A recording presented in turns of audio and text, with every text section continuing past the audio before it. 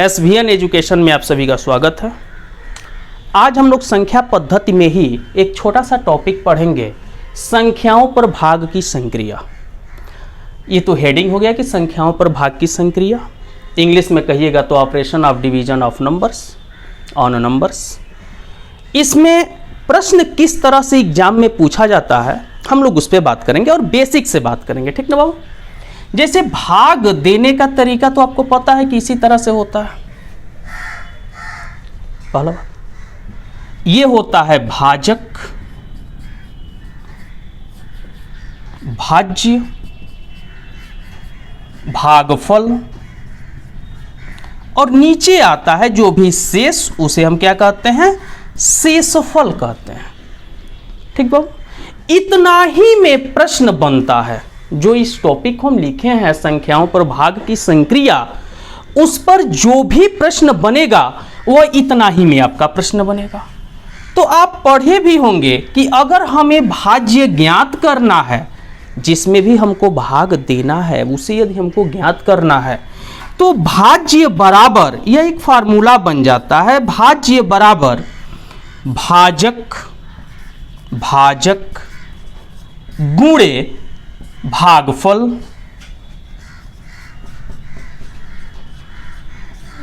Plus शेषफल।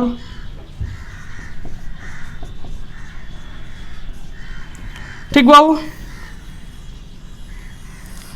यह आपको याद होना चाहिए। इसके बाद हम आपको प्रश्न पे ही सीधे सीधे आते हैं और उस पर बात करेंगे।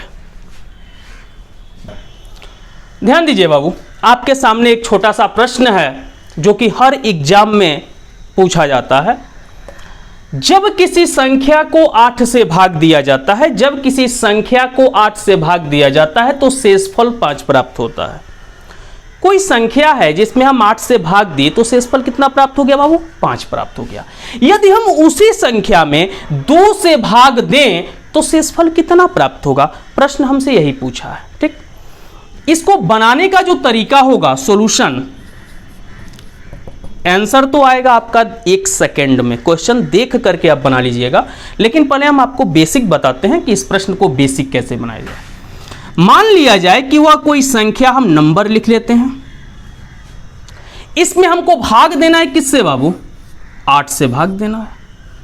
तो शेषफल कितना प्राप्त हो रहा है, 5 प्राप्त हो रहा है। इसमें कोई आपको डाउट नहीं। यदि इसी संख्या में हम 2 से भाग दें तो शेषफल कितना प्राप्त होगा, प्रश्न तो यही पूछा है।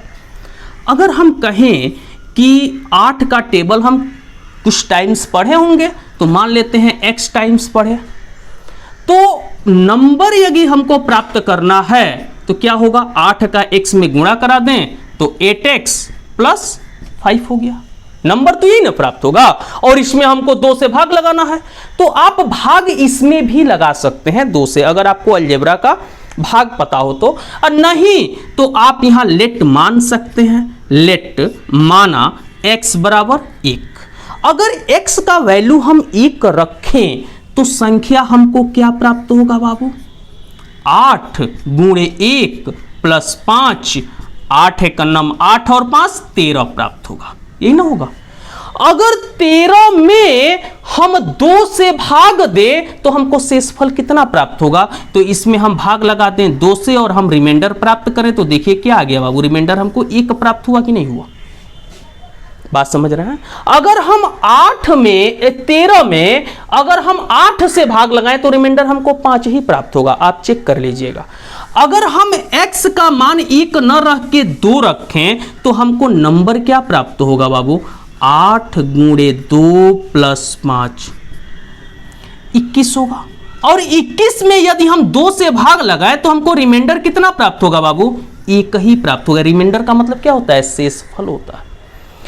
अगर हम नंबर मान ले x के जगह पे 3 रख दें, 8 तिरिका 24 और 5 29, इसमें अगर हम 2 से भाग लगाएं तो हमको रिमाइंडर कितना प्राप्त हो रहा है बाबू, 1 प्राप्त हो रहा है।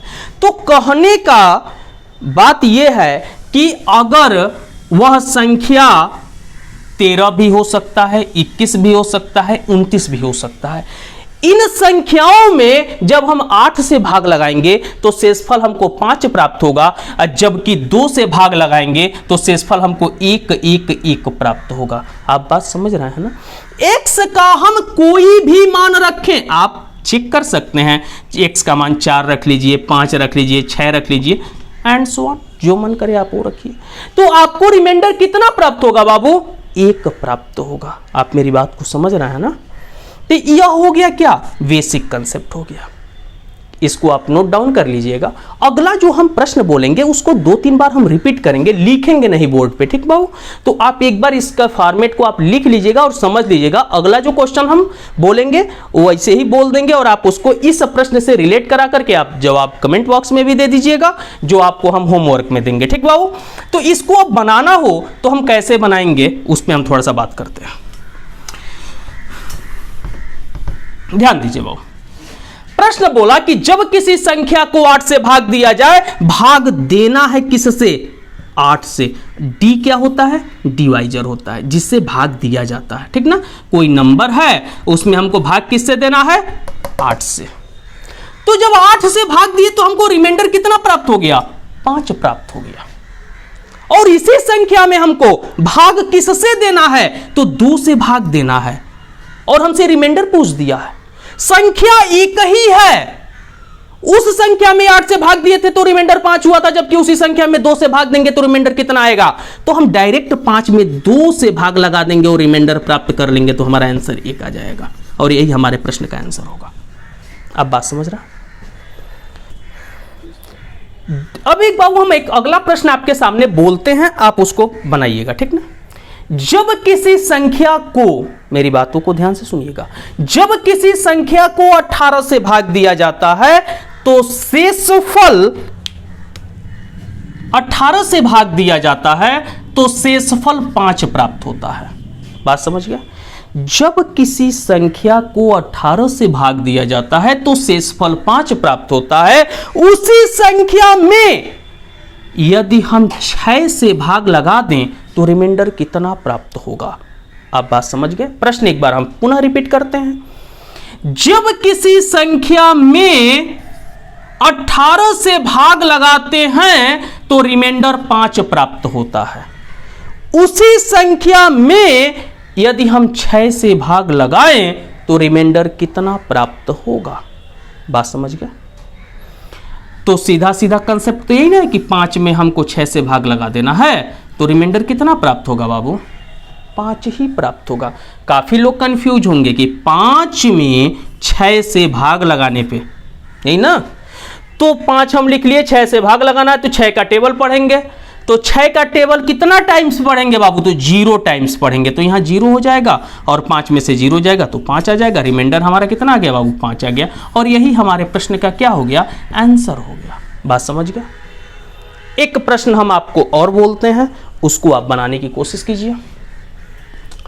जब किसी संख्या में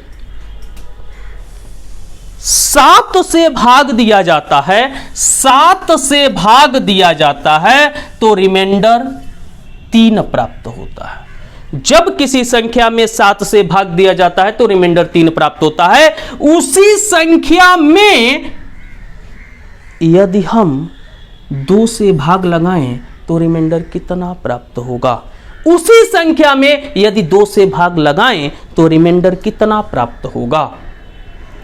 आप तो तुरंत भाग लगा दिए होंगे और रिमाइंडर आपको प्राप्त हो गया होगा 1, जो कि यह आपके प्रश्न का आंसर गलत है।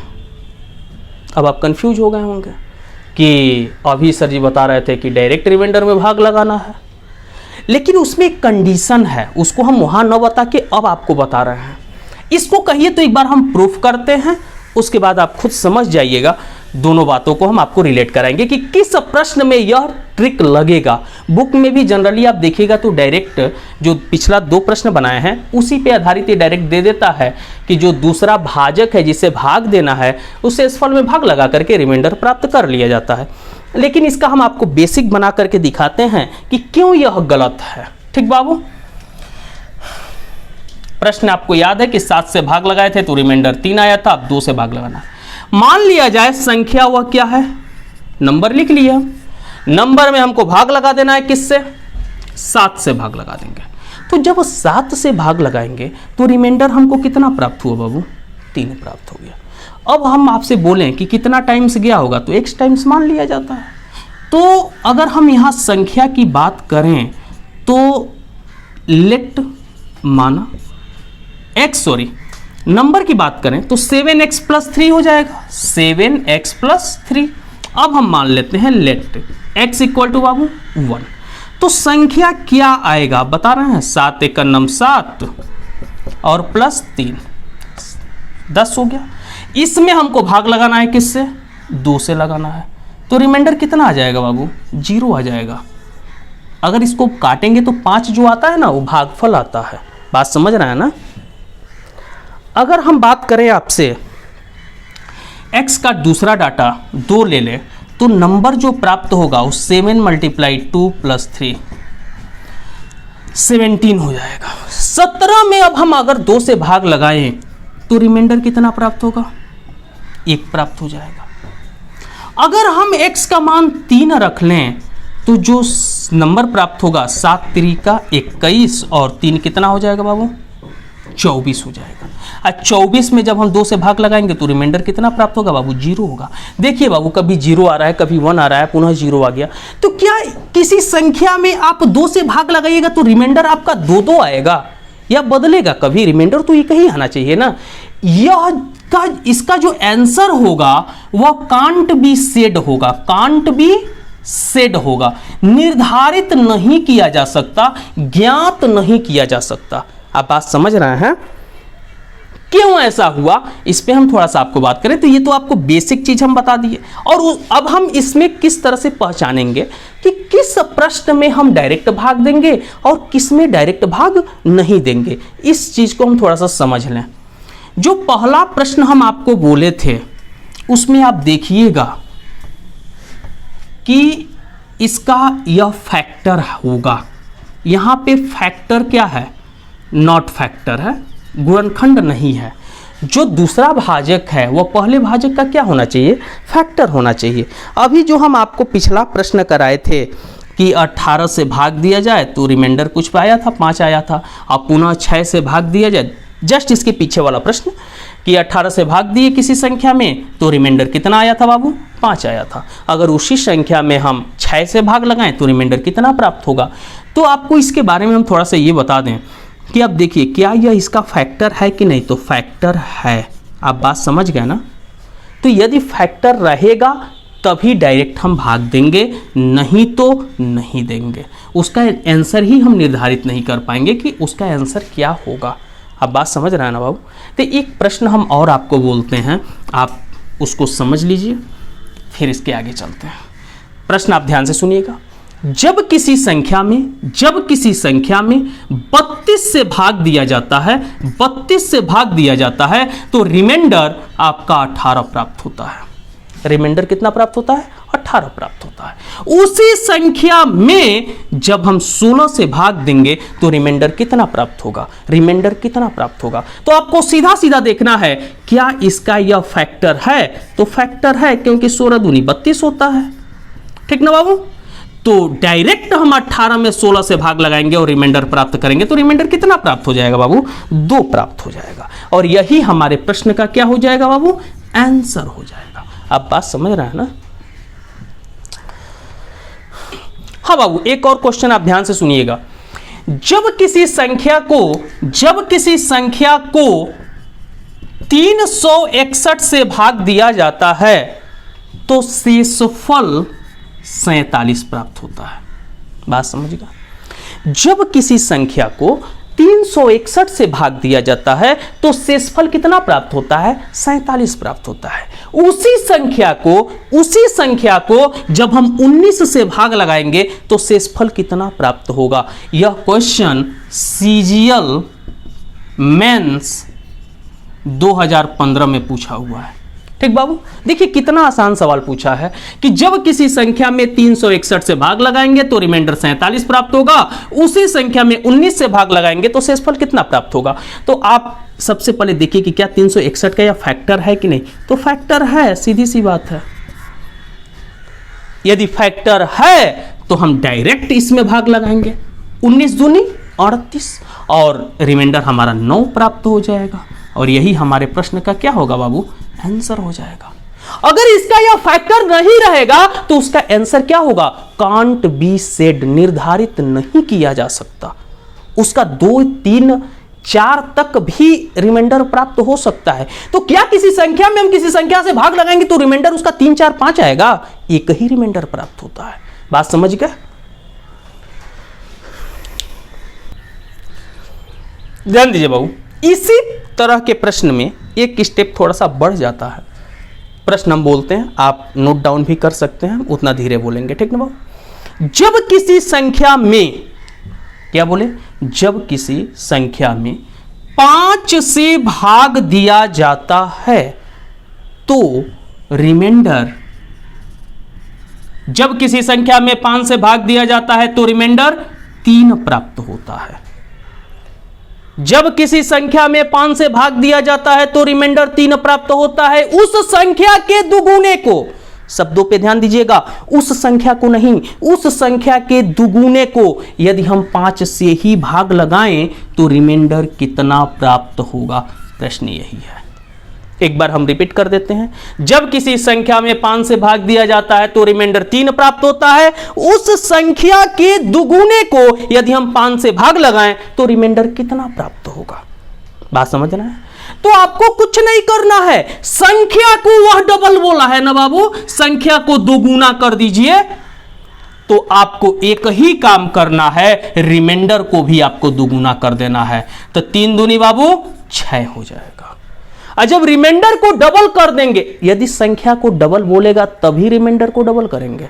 और जब रिमाइंडर को डबल कर दिए तो डायरेक्ट 5 से भाग लगाएंगे इसमें और रिमाइंडर प्राप्त करेंगे। तो 6 में 5 से भाग लगाएंगे तो रिमाइंडर 1 प्राप्त होगा और यही हमारे प्रश्न का क्या हो जाएगा, आंसर हो जाएगा। बात समझ गए? हाँ बाबू, ध्यान दीजिए। तो आपसे एक हम प्रश्न बोल रहे हैं, इस प्रश्न को आप सुनिएगा, ध्यान से बनाइएगा और कमेंट बॉक्स में इसका आंसर लिख के हमको बताइएगा, ताकि हम समझे कि आप कुछ समझ रहे हैं। ध्यान से सुनिएगा प्रश्न को। जब किसी संख्या में 7 से भाग दिया जाता है तो रिमाइंडर 2 प्राप्त होता है। जब किसी संख्या में 7 से भाग दिया जाता है तो रिमाइंडर 2 प्राप्त होता है। उस संख्या के दुगुने को यदि 7 से ही भाग दिया जाए, उस संख्या के दुगुने को यदि 7 से ही भाग दिया जाए तो रिमाइंडर कितना प्राप्त होगा। कमेंट बॉक्स में बाबू इसका आप आंसर बताइएगा, ठीक ना। एक अगला प्रश्न हम आपको समझा रहे हैं, इसी पे रिलेटेड प्रश्न है ताकि आप बात को समझ जाएं। प्रश्न है, जब किसी संख्या में 9 से भाग दिया जाता है तो रिमाइंडर 5 प्राप्त होता है। ध्यान से सुनिएगा बाबू, जब किसी संख्या में 9 से भाग दिया जाता है तो रिमाइंडर 5 प्राप्त होता है। उस संख्या के 3 गुने को यदि 9 से ही भाग दिया जाए तो रिमाइंडर कितना प्राप्त होगा। तो आप एक बात बताइए, संख्या को 3 गुना कर दिया तो हम रिमाइंडर को ही 3 गुना कर देंगे। तो 3 बचे बाबू 15। अब 15 में हम डायरेक्ट 9 से भाग लगाएंगे और रिमाइंडर प्राप्त करेंगे। तो 15 में जब हम 9 से भाग लगाएंगे तो रिमाइंडर कितना प्राप्त होगा, तो 6 रिमाइंडर प्राप्त होगा और यही हमारे प्रश्न का क्या हो जाएगा बाबू, आंसर हो जाएगा। तो आप हमारी बात को ध्यान से सुनिएगा। जब भी कहता है कि जब किसी संख्या में 9 से भाग लगाया जाए, 7 से भाग लगाया जाए, 5 से भाग लगाया, किसी भी संख्या से भाग लगाया जाए और रिमाइंडर कुछ प्राप्त होता है, उसके बाद कहता है कि संख्या को 2 गुना कर दीजिए, 3 गुना कर दीजिए, 4 गुना कर दीजिए, स्क्वायर तक कहता है कि उस संख्या का वर्ग कर दीजिए, उस संख्या का क्यूब कर दीजिए। या उस संख्या को आधा भी कर देगा। वह जो भी कहेगा संख्या में करने के लिए उसको हम डायरेक्ट रिमाइंडर में वह अप्रोच लगाएंगे, और जो दूसरा भाजक है उसे डायरेक्ट उसमें भाग लगाएंगे शेषफल में, और जो भी रिमाइंडर आएगा हमारे प्रश्न का आंसर होगा। एक प्रश्न आपको हम और बताते हैं ताकि यह टॉपिक आपका क्लियर हो जाए। एक प्रश्न हम बोलते हैं, आप ध्यान से सुनिएगा बाबू। जब किसी संख्या में 17 से भाग दिया जाता है, जब किसी संख्या में 17 से भाग दिया जाता है तो रिमाइंडर 5 प्राप्त होता है। ठीक बाबू, इस संख्या, हाँ फिर एक बार ध्यान से सुनिए, जब किसी संख्या में 17 से भाग दिया जाता है तो रिमाइंडर 5 प्राप्त होता है यदि उस संख्या के वर्ग को, यदि उस संख्या के वर्ग को 17 से ही भाग दिया जाए तो रिमाइंडर कितना प्राप्त होगा, यह आप हमको कमेंट बॉक्स में बताइए, इसका आंसर कितना प्राप्त होगा। बात समझ गए ना? फिर एक बार हम प्रश्न रिपीट कर देते हैं। जब किसी संख्या में 17 से भाग दिया जाता है तो रिमाइंडर 5 प्राप्त होता है यदि उस संख्या के वर्ग को, यदि उस संख्या के वर्ग को 17 से भाग दिया जाए तो रिमाइंडर कितना प्राप्त होगा। प्रश्न समझ गए? ध्यान दीजिए बाबू, एक प्रश्न आपको हम अभी बोल रहे हैं, अच्छे से समझिएगा उस प्रश्न को, क्योंकि यह प्रश्न मूलतः एलसीएम का है, लेकिन इससे रिलेटेड जब हम थोड़ा सा आगे बढ़ेंगे तो वह नंबर सिस्टम में चला आता है। तो इसीलिए एक प्रश्न हम करा रहे हैं, खूब ध्यान से आप मेरी बात को समझिएगा, और यह टॉपिक आपको एलसीएम में भी पढ़ना है। प्रश्न है कि वह छोटी से छोटी संख्या बताइए जिसमें 12, 15 तथा 24, वह छोटी से छोटी संख्या बताइए जिसमें 12, 15 तथा 24 से भाग दिया जाए तो शेषफल क्रमशः 9, 12, 21 प्राप्त हो। मेरे बात एक बार और, प्रश्न एक बार और ध्यान से सुनिए। जब किसी संख्या में, प्रश्न इस तरह से भी पूछ सकता है, जब किसी संख्या में 12, 15, 24 से भाग दिया जाता है तो शेषफल क्रमशः 9, 12 और 21 प्राप्त होता है, तो वह संख्या बताइए, या वह छोटी से छोटी संख्या बताइए जिसमें 12, 15, 24 से भाग दिया जाए तो 9, 12 और 21 शेषफल प्राप्त हो। बात समझ रहे हैं? तो भाग किससे देना है बाबू?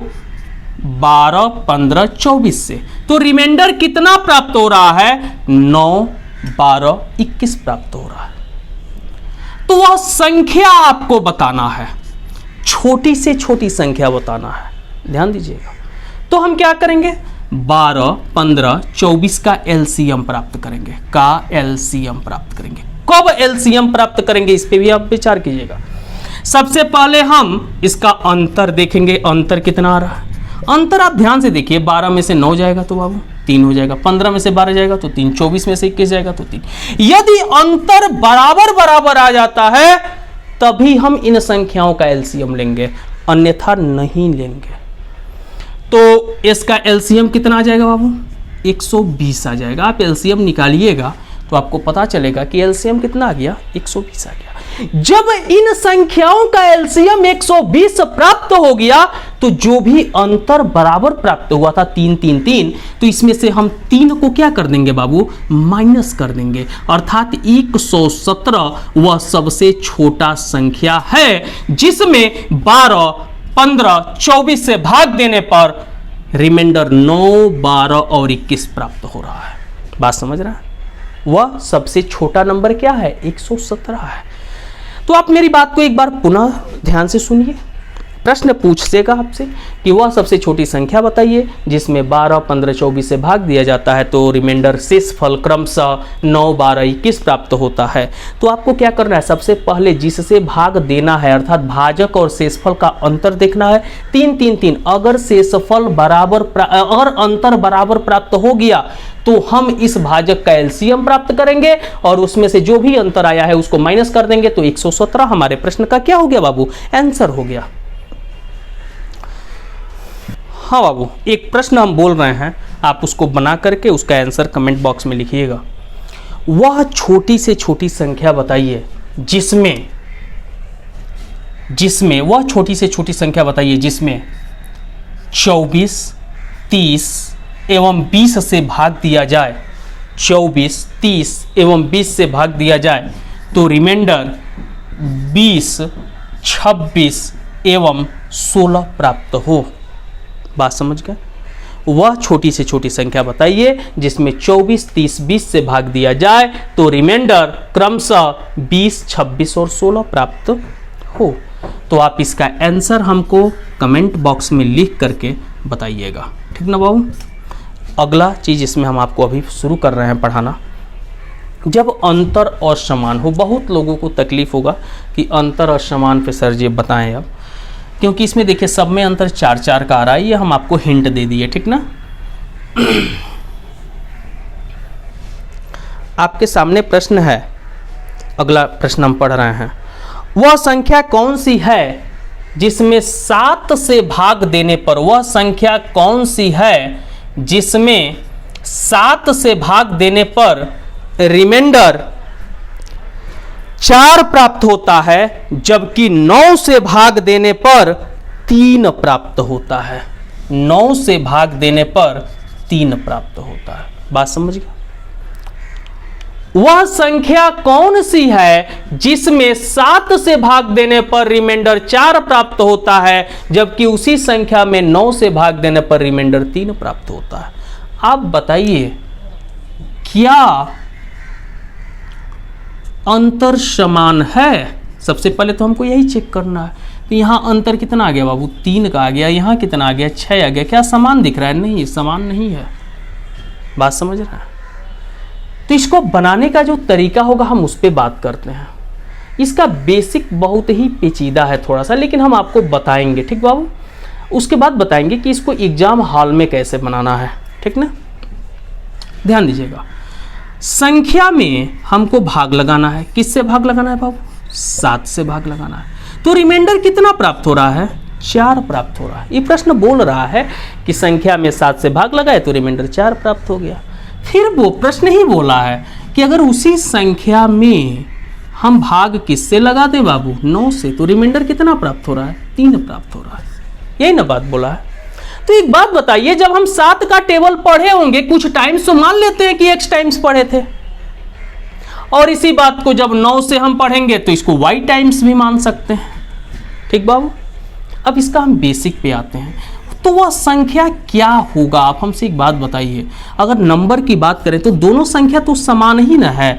तो यहाँ का नंबर अगर हम प्राप्त करें तो 7 का x में गुणा कराएंगे तो 7x हो जाएगा, और 4 को जोड़ देंगे क्योंकि इसमें रिमाइंडर 4 है। अब आप बात बताइए, 9 का y में गुणा कराएंगे तो ये इसके इक्वल ही तो आएगा, 9y, और +3 कर देंगे। बात तो यही ना होगा बाबू, कोई उसमें डाउट नहीं होना चाहिए, क्योंकि दोनों संख्या एक ही है। अब यहाँ पे हमको x और y का मान ज्ञात करना है। तो सीधा सीधा अगर हम आपसे बात करें तो 7x इक्वल टू अगर हम कहें लिखने के लिए तो क्या लिखेंगे? 9y +3 है ना, और यह 4 उधर जाएगा तो -4 हो जाएगा। तो -4 हो गया और +3 हो गया तो -1 होगा कि नहीं होगा? खूब आराम से बाबू समझिएगा, बहुत लोग इस बात को नहीं समझेंगे, लेकिन हम एक बार रिपीट कर देते हैं बात को। यहाँ +3 है और यह +4 इधर आ जाएगा तो -1 बचेगा। अब आप हमसे एक बात बताइए, अगर हम x बराबर कहें तो 9y - 1 डिवाइडेड बाई बाबू 7 होगा कि नहीं होगा?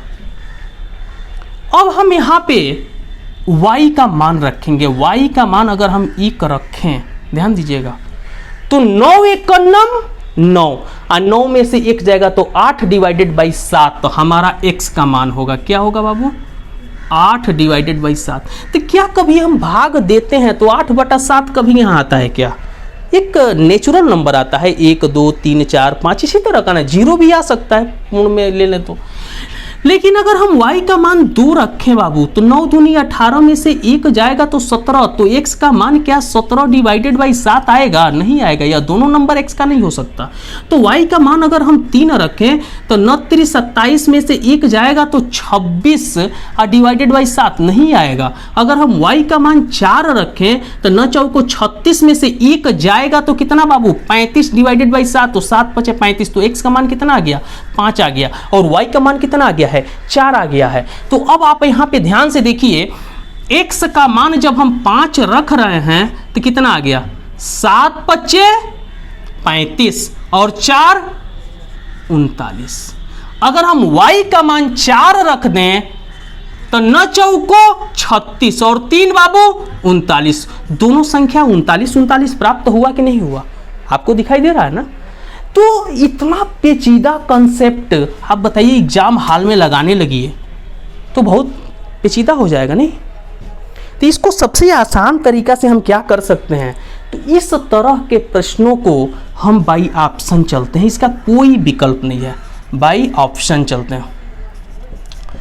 बाई ऑप्शन बनाएंगे तो जल्दी सवाल बनेगा। क्या करना है, 4 ऑप्शन आपको दिया रहेगा जिसमें 39 भी दिया रहेगा। 39 में हम 7 से भाग लगाएंगे तो 7 बचे 35, रिमाइंडर 4 हो गया। 39 में 9 से भाग लगा देंगे तो 9 चौको 36, रिमाइंडर 3 प्राप्त हो गया। इसको बेसिक बनाने की कभी भी आप गलती मत कीजिएगा, बात समझ रहे हैं। ठीक, हाँ बाबू ध्यान दीजिए, एक प्रश्न आपके सामने हम और बोल रहे हैं, शब्द पे थोड़ा सा आप ध्यान दीजिएगा। अब तक जो भी हम लोग पढ़े हैं उस वही क्वेश्चन रहेगा, लेकिन थोड़ा सा उसमें लैंग्वेज चेंज रहेगा, उसका आंसर इसीलिए बदल जाएगा। प्रश्न हम बोलते हैं, जब किसी संख्या में क्रमागत रूप से, मेरे शब्दों पे ध्यान दीजिएगा, जब किसी संख्या में क्रमागत रूप से या लगातार 8 से भाग दिया जाए तो शेषफल 3 प्राप्त होता है, और 4 से भाग दिया जाए तो शेषफल 2 प्राप्त होता है। बात समझे। तो वह छोटी से वह संख्या बताइए। प्रश्न एक बार हम फिर रिपीट करते हैं, जब किसी संख्या में क्रमागत रूप से 8 से भाग दिया जाता है तो 3 शेषफल प्राप्त होता है, जबकि 4 से भाग दिया जाता है तो 2 शेषफल प्राप्त होता है। लेकिन शब्द का प्रयोग क्या किया बाबू, क्रमागत। अगर कह देता प्रश्न कि वो सबसे छोटी संख्या बताइए जिसमें 8 से भाग दिया जाए तो 3 शेषफल प्राप्त हो, 4 से भाग दिया जाए तो 2 शेषफल प्राप्त हो, तो हम क्या करते, जो अभी हम लोग तरीका पढ़े हैं, या तो बाई ऑप्शन होता, नहीं तो अंतर अगर समान आता तो एलसीएम लेकर के अंतर को माइनस कर देते। लेकिन यहां पे बोल दिया है, उस शब्द को हम लिख देते हैं, वह संख्या बताइए, वह संख्या बताइए जिसमें क्रमागत रूप से, क्रमागत यही शब्द आपको इंपॉर्टेंट है बाबू, वह संख्या बताइए जिसमें क्रमागत या लगातार क्रमागत रूप से 8 तथा 4 से भाग दिया जाए तो शेषफल क्रमशः कितना बचता है बाबू, 3 और 2 प्राप्त होता है। ठीक ना बाबू। तो इस तरह के प्रश्नों को बनाने के लिए हम क्या करेंगे, उस पर हम थोड़ा सा ध्यान देते हैं। सबसे पहले आपको कुछ खास नहीं करना है, डायरेक्ट हम थ्योरम पे ही आ जाते हैं। जो 4 और 2 को ऐड करेंगे, 4 2 को जोड़ेंगे कितना होगा बाबू, 6 होगा। 6 का हम 8 में गुणा कराएंगे, इसको जोड़ेंगे और यहाँ गुणा कराएंगे तो 6 8 48 और 3 को ऐड कर देंगे तो कितना हो जाएगा बाबू, नंबर 51वां संख्या होगा। बात समझना। आपको अब यह प्रूफ करके दिखाते हैं कि कैसे यह रिमाइंडर प्राप्त हो रहा है। तो 51 में क्या कहा है, मान लीजिए आपको संख्या पहले से पता हो और हम आपसे कहें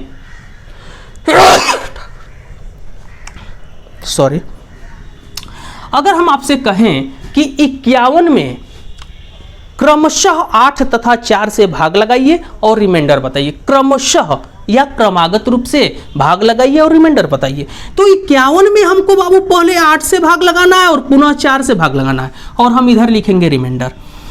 तो 8 छक्के कितना होता है बाबू, 48 होता है। तो रिमाइंडर कितना प्राप्त होगा, 3 प्राप्त होगा। यह रिमाइंडर लिखे हैं, ठीक ना बाबू।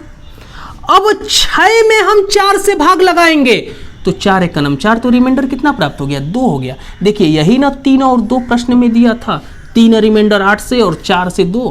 क्रमागत का मतलब यह होता है कि पहले हम उस संख्या में 8 से भाग लगाएं और उसके भागफल में 4 से भाग लगाएं। अगर किसी अन्य संख्या से भी कह देता, अगर कह देता इसी में आगे 2 से भाग लगाइए, तो यह 0 टाइम्स जाता, रिमाइंडर हमारा 1 आ जाता, यहां का 1 आ जाता। बात समझ रहे हैं? अगले प्रश्न में हम इसका मेंशन करते हैं। हाँ बाबू ध्यान दीजिए, तो इसी पे आधारित एक प्रश्न आपको और समझाते हैं। जब किसी संख्या में क्रमागत रूप से 7 तथा 5 से भाग दिया जाए, जब किसी संख्या में क्रमागत रूप से 7 तथा 5 से भाग दिया जाए, तो रिमाइंडर क्रमशः 4 तथा 3 प्राप्त होता है। तो वह छोटी से छोटी संख्या बताइए। आप एक बात बताइए, क्या इसका अंतर बराबर है? लेकिन आपको देखिए अंतर यहां देखना ही नहीं है। क्यों नहीं देखना है? क्योंकि शुरू में ही बोल दिया है कि जब किसी संख्या में क्रमागत रूप से या क्रमशः या लगातार भाग दिया जाता है 7 तथा 5 से, तो शेषफल क्रमशः 4 तथा 3 प्राप्त होता है। तो आपको क्या करना है? 5 में 3 को जोड़ना है, तो 5 3 8, 8 में 7 का गुणा कराना है, तो 8 सत्ते 56, 56 में 4 को जोड़ देना है, तो हमारा आंसर क्या आ गया बाबू? 60 आ गया। वह संख्या क्या है? 60 है। आपको हम इस पे थोड़ा सा आधारित 1-2 बातें और आपको बता देते हैं। प्रश्न आपसे यह भी कह सकता है कि उस संख्या में भाजक के क्रम को पलट के भाग दिया जाए, मतलब 60 में पहले 5 से देना है और पुनः 7 से देना है, तब आपसे रिमाइंडर पूछेगा। बात समझ गए? तो इस तरह से भी पूछ सकता है कि उसके भाजक के क्रम को पलट के भाग दिया जाए उस संख्या में, तो शेषफल कितना प्राप्त होगा। तो एक बार हम यह बता देते हैं कि अगर हम 60 में 5 से पहले भाग दें और 7 से बाद में, तो 12, तो रिमाइंडर तो पहले हमारा 0 प्राप्त होगा, फिर एक बार में जाएगा और फिर रिमाइंडर 5 आ जाएगा, तो 0 और 5 आंसर होगा। बात समझ रहे हैं? इसमें एक प्रश्न और दे सकता है कि उस संख्या निकालने का तरीका तो आपको पता चल गया कि इन संख्याओं को जोड़ेंगे और तिर्यक गुणा करेंगे, पुनः जोड़ेंगे। अगर कोई एक और रहता तो पुनः तिर्यक गुणा करा के पुनः जोड़ देते। बात समझ रहा? इसमें एक कंसेप्ट और आ जाता है कि वह संख्या निकालिए, उसके बाद उसमें आप इस संख्या से भाग दीजिए, जैसे 60 आ गया, और वह बोल देता कि इसमें आप 47 से भाग लगाइए और रिमाइंडर बताइए, तो 47 से भाग लगाइएगा तो -47 कर दीजिए, आंसर आपको प्राप्त हो जाएगा, वही रिमाइंडर होगा। तो हम आपसे यही कहेंगे कि आप बुक उठाइएगा, उसमें जो भी प्रश्न इससे टॉपिक से रिलेटेड हो, आप उन प्रश्नों को बनाने की कोशिश कीजिएगा। ठीक बाबू? तो इसी के साथ थैंक यू।